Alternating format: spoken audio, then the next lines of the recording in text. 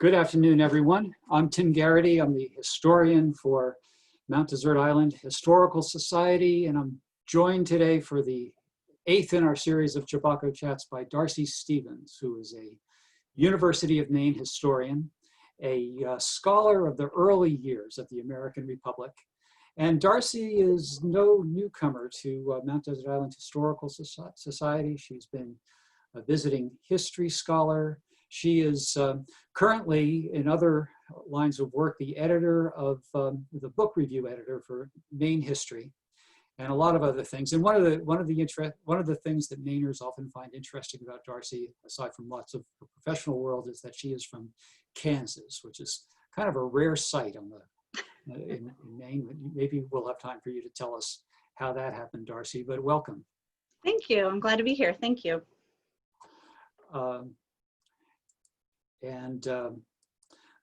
What we're here to talk about today is Darcy's article in the 2020 issue of Chebacco titled Fontaine Laval, A Revolutionary Story. And Darcy, I want to ask you about the background, because in a way, this is the perfect Chebacco article in the sense that it's intensely local. It talks about a place that everybody who knows Mount Desert Island knows about. The town of Lemoine, Lemoine Beach State Park, right across the water from the northern side of Mount Desert Island. And also it is widely international. We're bringing in the whole world, and events of the world as important and central as the French Revolution and the American Revolution.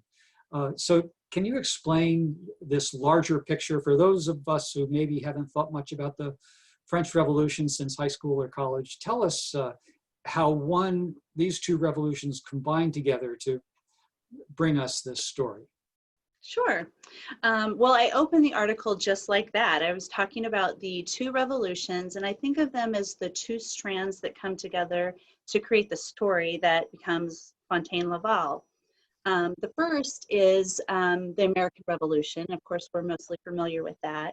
After the war, encouraging settlement throughout the new nation was obviously a priority, because having those lands occupied would mean that they were better protected if any European powers started getting any ideas again.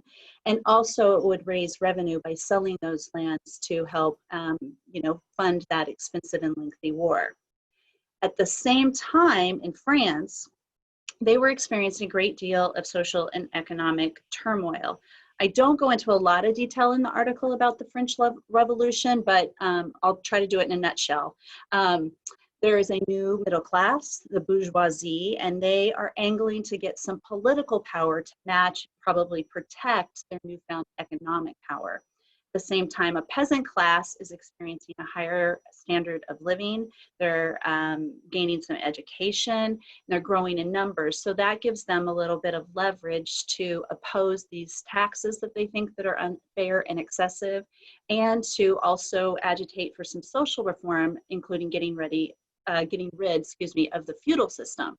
So in the beginning, the revolution in France was relatively restrained.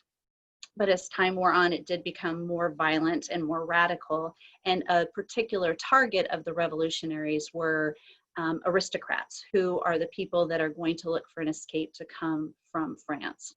So what I think is truly fascinating about this story is that we have these two major historical events, an ocean apart, and they come together in Maine.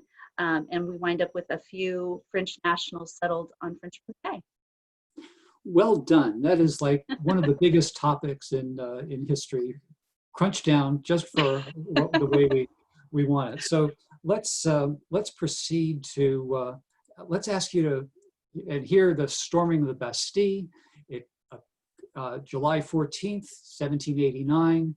This was a major event, and it kind of gets this story going. Would you read a section of your article to us? Sure. So the independence, American independence, cleared the way for infinite possibilities, reaping the reward for both national and personal independence, while investors seized the opportunity to accumulate wealth. Fontaine Laval illustrates how French admiration of American independence, coupled with romantic notions about the untamed wilderness, motivated aristocrats and tradespeople alike to set sail for American shores when the French Revolution shook their society to its core. In this way, Fontaine Laval is the story of opportunity and optimism in the wake of the chaos of revolution. Fontaine Laval is also the story of how the powerful and politically connected exploited that opportunity and optimism. The nascent and largely unregulated American economic system allowed speculators to further their personal financial interest by any means possible. Their greed went unchecked as they overextended themselves with reckless abandonment to the detriment of themselves, their business associations, and the entire nation.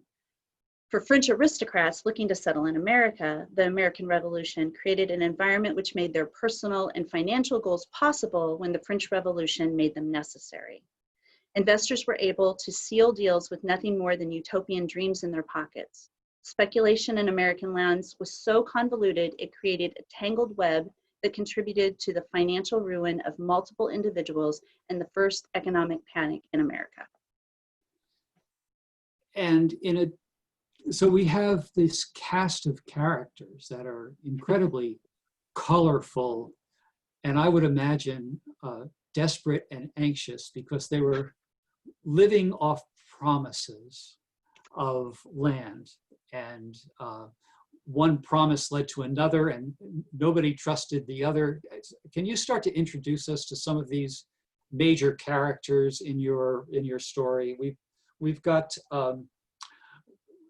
we have Madame de Laval and William Dewar. Perhaps would you say they're the central characters? I definitely think they're central characters. William Dewar, he is shady. He's like the Bertie Madoff of the early Republic. He held various political offices during the war and briefly including a stint in the Continental Congress, but he wasn't motivated by ideals of service. He was using his positions usually unethically and sometimes completely illegally to line his own pockets. So he got rich selling supplies to the Continental Army during the war. Later, he served as Assistant Secretary of the Treasury under Hamilton, and he was very likely stealing from the Treasury until Hamilton washed his hands of him too. Thomas Jefferson called him the king of the alley because of his reputation for shady backroom dealings. And he was infamous, I should say, for this. But he had managed to gain some political influence and ingratiate himself into New York society. And so somehow he was able to continue getting his, greedy fingers into a lot of different pies. On the other side of the ocean, and then eventually here in Maine, we have Madame de Laval. She is the driving force behind the Society of 24. This is a group of investors in France that are looking to find a way to create a colony in the United States to flee the revolution. Sources agree that she was an aristocrat, a wife, or maybe the widow of a member of the royal court. She mingled with people in both the United States and within France who were involved in land speculation, financial ventures, business deals.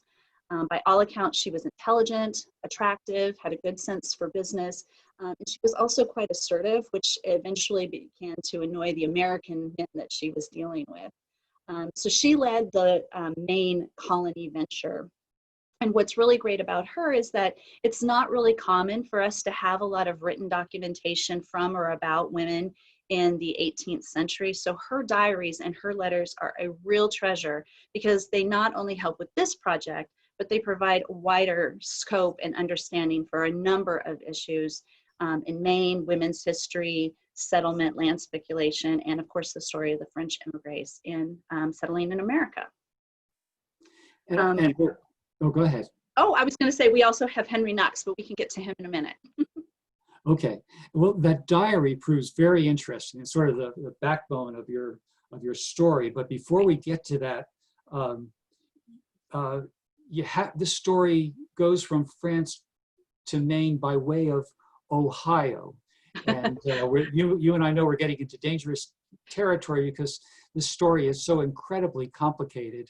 But you've managed to boil it down a little bit. So take us to Ohio and back, okay?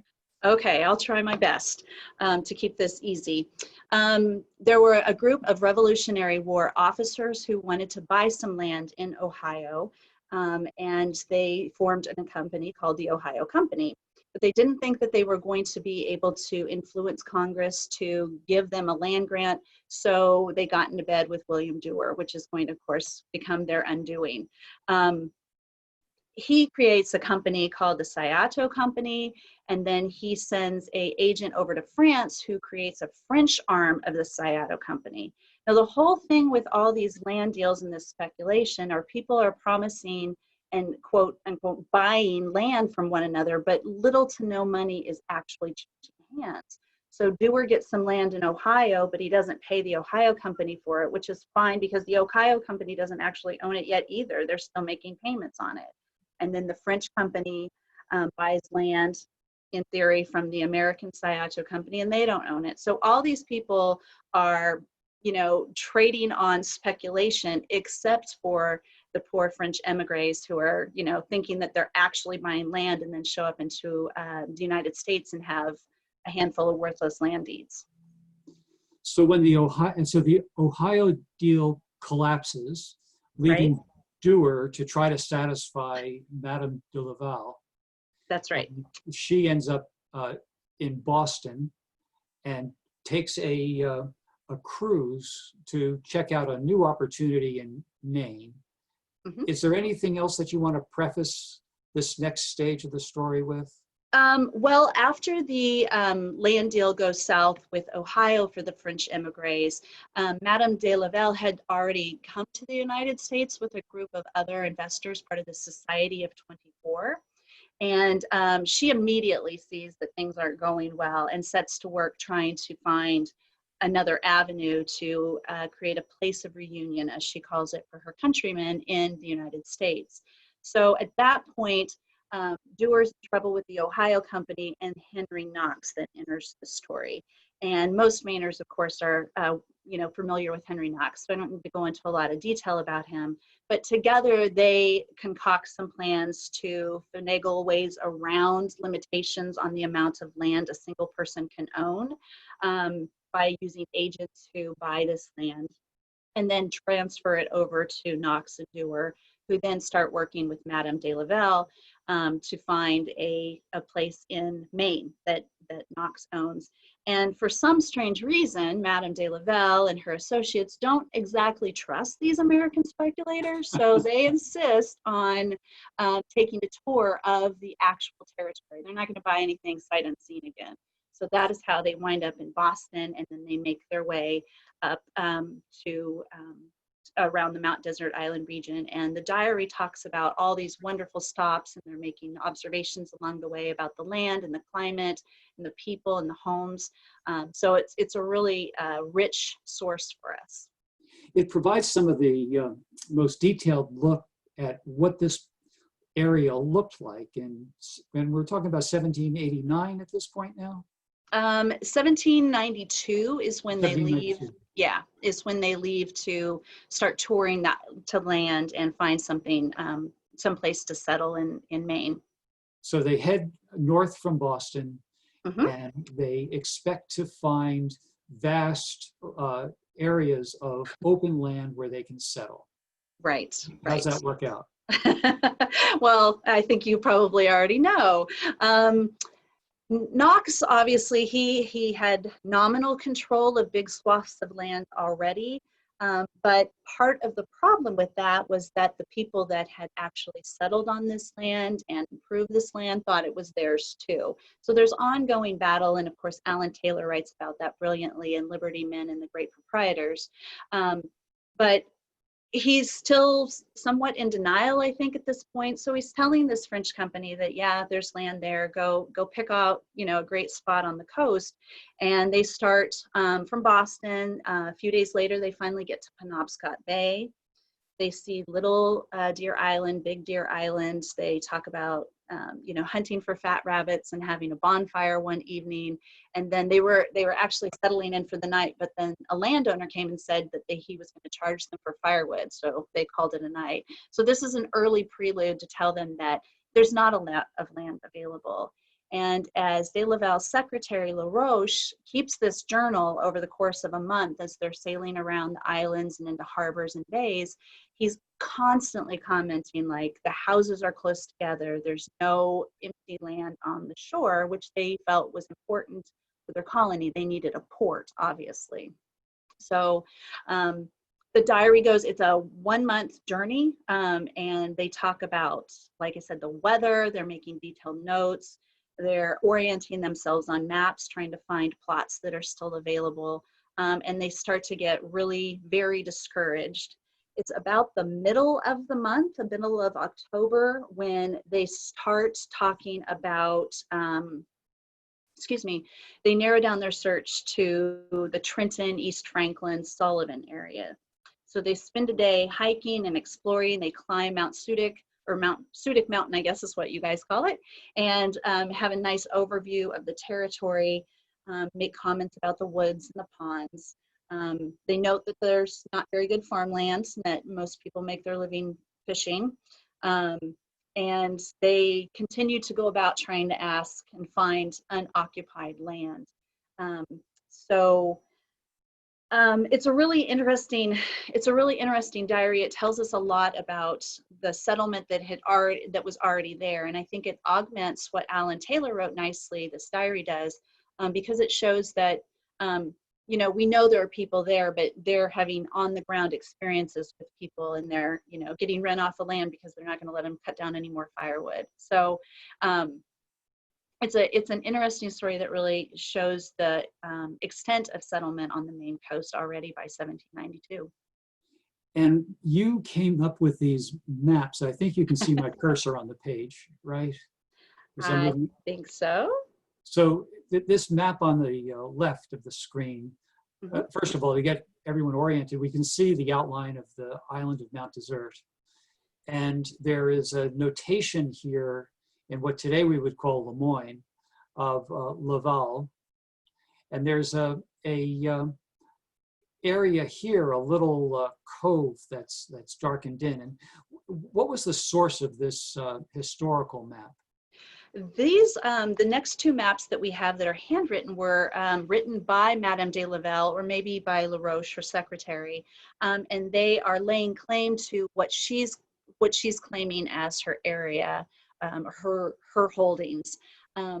This first one, or the first one where it was kind of shaded in around the cove, that indicates relatively close to where Fontaine Laval was, and that is going to be the actual farmstead, a homestead of 116 acres that they first were able to actually get their hands on. They bought it from somebody that lived there. They immediately started to improve the building, built a storehouse, and set to work getting it ready to leave some employees there over the winter, while LaRoche and de Laval went back to Boston to finish up their business. This map that you have up now shows her holdings down in Lemoine, but also up above the other townships where she had hoped to put her French colony. So you can see her name a couple places, and then you see Jackson's name, who was the agent for Knox and accompanying them on this journey to find some lands. So the townships, the colonies, actually that never came to be, but Fontaine Laval was established, and a few people stayed and settled there. Madame de Laval herself didn't live there permanently or year-round, but she was back and forth to Boston and Philadelphia, trying to get Knox and Dewar to give her titles to her land. And I don't know if you have it up yet or not, but my good friend Sean Cox, helped me find this map on the right, and you can see the U.S. coaling station. It was a naval coaling station built in 1903, and that is roughly the same place where Fontaine Laval was located. The author of an article about this story in 1928 said that close to the coaling station you could still see ruins of the house and the spring from the actual farmstead where they were located. And now that is the location of Lemoine Beach State Park, isn't it? Yes, it is. Yep. Yeah. Which is what we're looking at here. Yeah. So actually, where you've taken us in the story so far is that she found a place to land. She got it all lined up. It all appears on a map, but somehow the deal falls apart. What happened? What happened after that? Well, she continues to send letters to Knox and Dewar asking for, for deeds to her land. But it turns out she was working on speculation too. She didn't have any money either. So she was asking them for deeds to land that she hadn't paid for, and she wanted to turn around and sell this land to French colonists who she was hoping would come in large numbers to Maine and settle there. So everyone's working on speculation. Everybody's a little shady in this whole ordeal. For about 5 years, they go round and round. She continuously sends letters to Knox and Jackson and Dewar, asking for her deeds and explaining why she's not paying them any money. Eventually, Dewar winds up bankrupt and in debtor's prison, where he spends the rest of his life. Although somehow he's still, got his fingers in financial affairs. I'm not sure I understand that very clearly, but some historians claim that his fall was a major cause of the Panic of 1792, that he was so vastly interested in so many different projects that it hurt the national economy. Eventually, Knox, who was renowned for extravagant spending and poor investments, he didn't have any money either, and he sought help from William Bingham, who bought out Dewar shares and gave Knox a loan, and had no intentions really of dealing with Madame de Laval. He basically told her, you want some deeds, you're going to have to come up with some money. So then she writes letters again to Knox talking about how she's been abused and threatens legal action. Somehow, eventually, she pays for and does get the title to Fontaine Laval, only that 116 acres. She buys the land, I can't remember exactly what year it was, 1793. She keeps nagging, for her titles to the rest of the land. She doesn't really give up this dream. In about 1795, she marries a U.S. diplomat from the Netherlands, keeps trying to get her land, but eventually gives up, passes her shares off to La Roche, who continued to live at Fontaine Laval, and eventually she moves out of America, and I kind of lose track of her from there. But La Roche stayed at Fontaine Laval and eventually acquired about 9,000 acres of land. And then it was in 1827 that he sold that land to another Frenchman, André Lemoine, and that's who the current town is named after. So I guess it was a failure, but not a total failure, right? And there must be Lemoine and La Roche descendants who stayed on in this area? Absolutely. I'm sure many other French descendants too. Also on that crew that came to look at Maine were about 5 Germans. And I wasn't able to track down their story either. I believe they were probably workmen. I'm not sure if they were contracted by Knox and Dewar or if Laval had found them, but so it's hard to say how many family lines trace all the way back to Fontaine Laval in 1790s.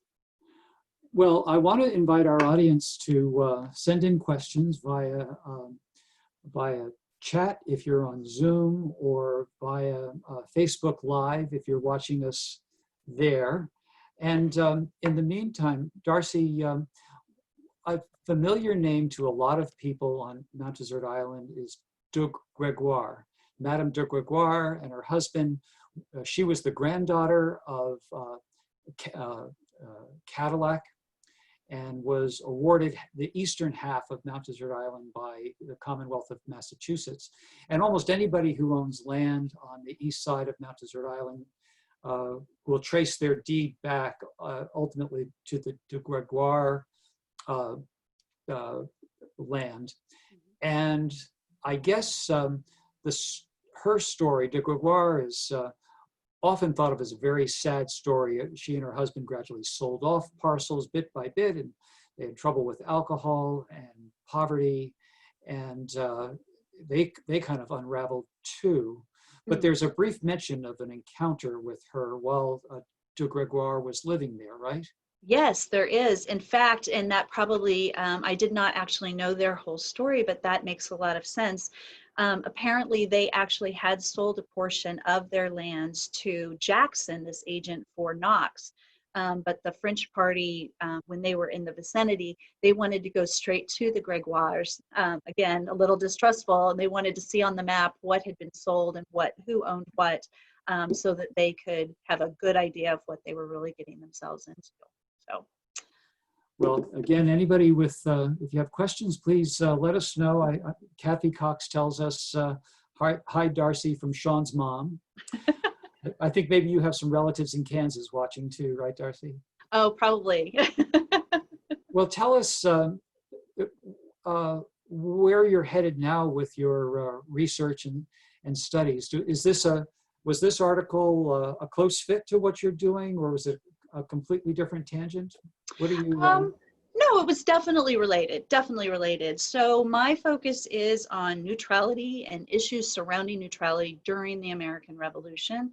So I want to look at the different ways it's perceived, when it's accepted by the combatants, when different parties in this northern borderlands region try to claim neutrality, and how that all plays out.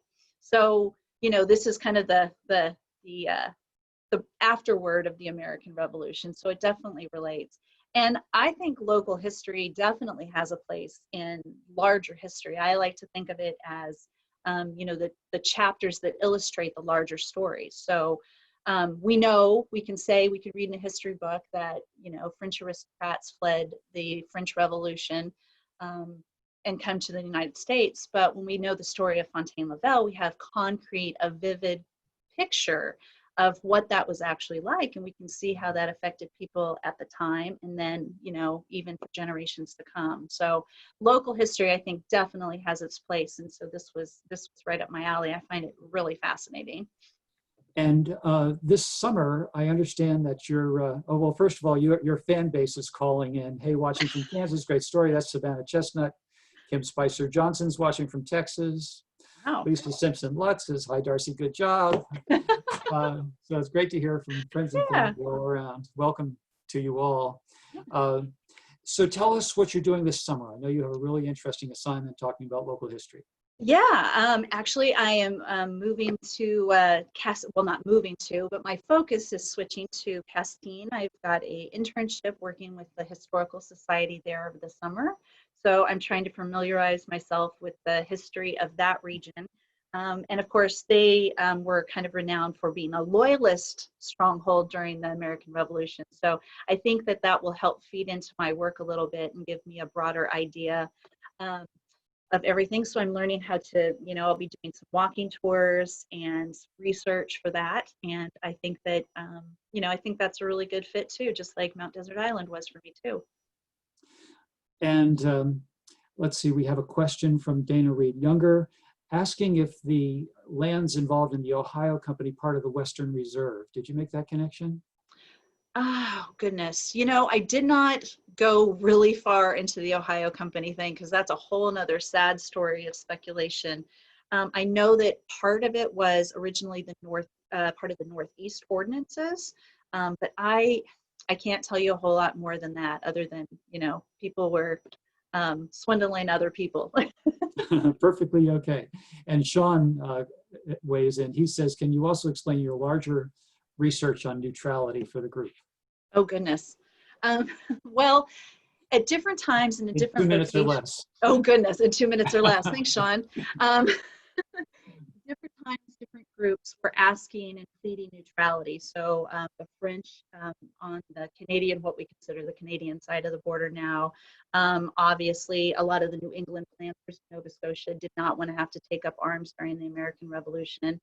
And then, of course, the Wabanaki is a huge group that were neutral or passively loyal, however you want to look at it. So these terms and these meanings are really fascinating, and I feel like they need to be kind of unpacked a little bit, because they did mean different things to different people at different times. And why was one group allowed to stay neutral and another group was not? And I think that has a lot to do with the time of the war, the location of troops, community cohesiveness. I think there are a lot of issues to explore with that. So I don't expect to get bored anytime soon.